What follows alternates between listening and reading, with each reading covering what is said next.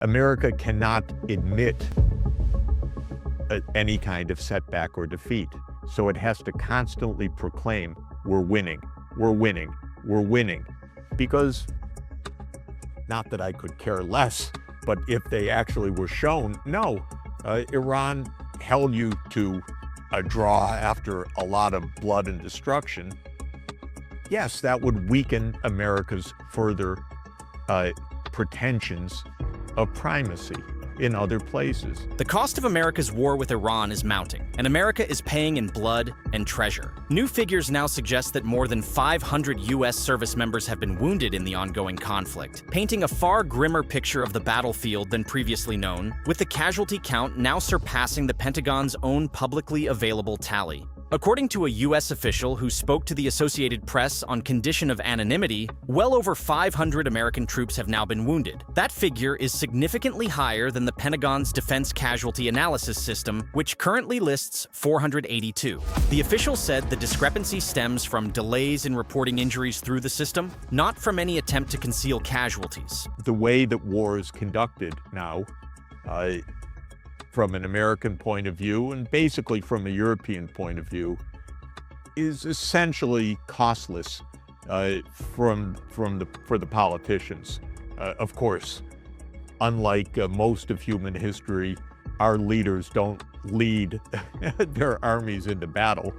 They're very safe and far away. And the numbers are climbing at an alarming pace.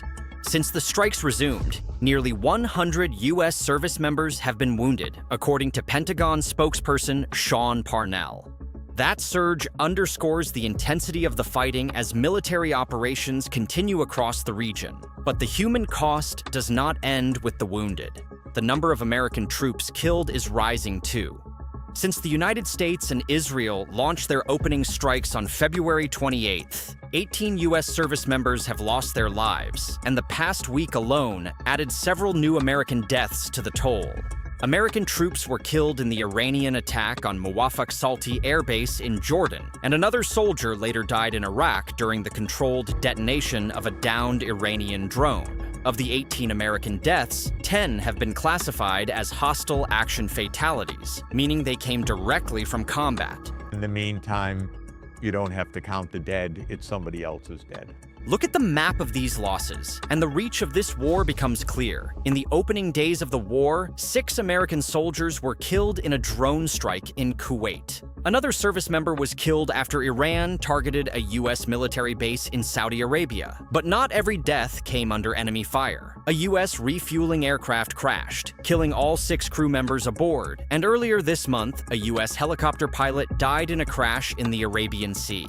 Those incidents are not classified as hostile action deaths, but they add to the mounting toll of a conflict that keeps widening.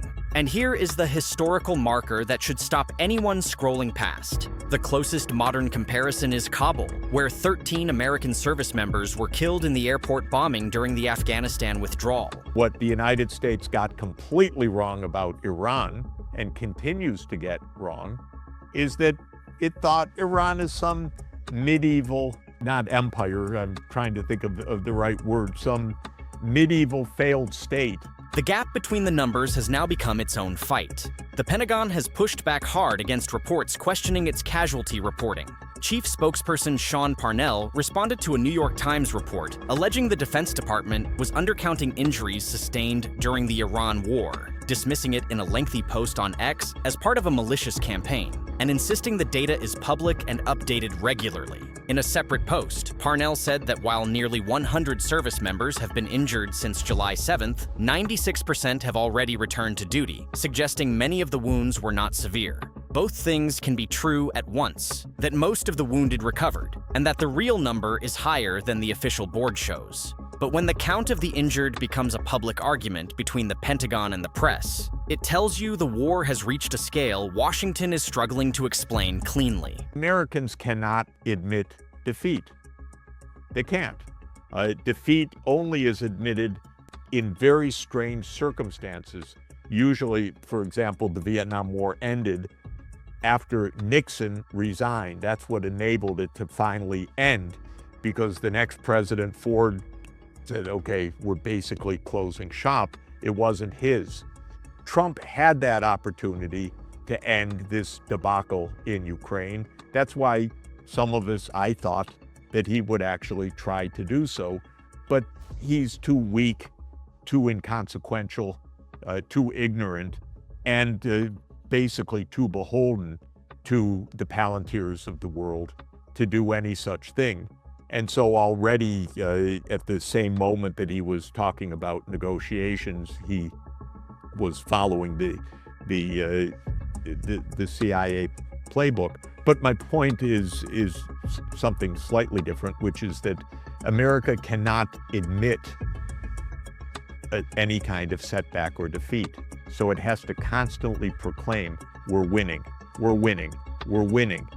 Some of the war's most devastating losses came at the very start. According to the Washington Post, 6 U.S. Army reservists were killed when an Iranian drone pierced American air defenses and slammed into a tactical operations center at Kuwait's Port Shuaiba. A U.S. soldier later died of injuries suffered during an Iranian attack on Prince Sultan Air Base in Saudi Arabia. The losses grew again when a U.S. Air Force KC-135 Stratotanker went down during operations in the region, killing all 6 crew members aboard, with CENTCOM saying hostile fire was not the cause, contradicting claims by an Iran-aligned Iraqi group that it had brought the aircraft down, while reports around the incident remained contested by Iran-aligned voices that tried to frame it as combat damage. Probably the biggest lobbyist for war right now is Silicon Valley and the lead, Palantir, SpaceX and others, because, hey, they're testing their weapon systems in real time, in real battlefield conditions, rapid advances, turnover of generations of technology all in weeks or months. What could be better? Washington's answer has been relentless.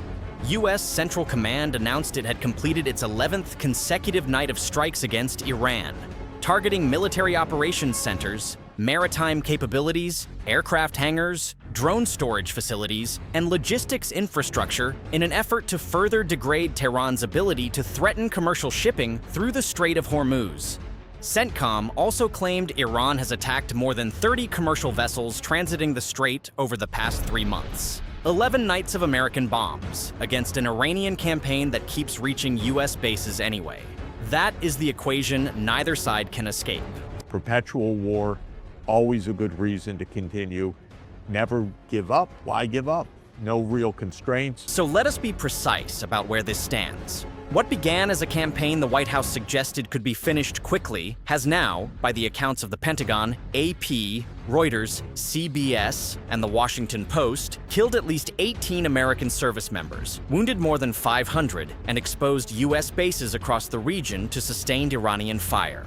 The strikes have run for 11 straight nights, and the wounded arrive faster than the official board can list them. Read the confirmed numbers back slowly. 18 dead, 500 wounded. Losses tied to Jordan, Kuwait, Saudi Arabia, and Iraq. This is not a distant war measured in press releases. It is one of the deadliest stretches for American forces since Kabul, and the hostile action toll is now impossible to dismiss, landing on troops stationed in countries whose governments hosted American power and are now watching that presence turn them into the front line. As casualties mount on both sides and the strikes continue night after night, the question is no longer whether the conflict is escalating, but how much deadlier it is prepared to become.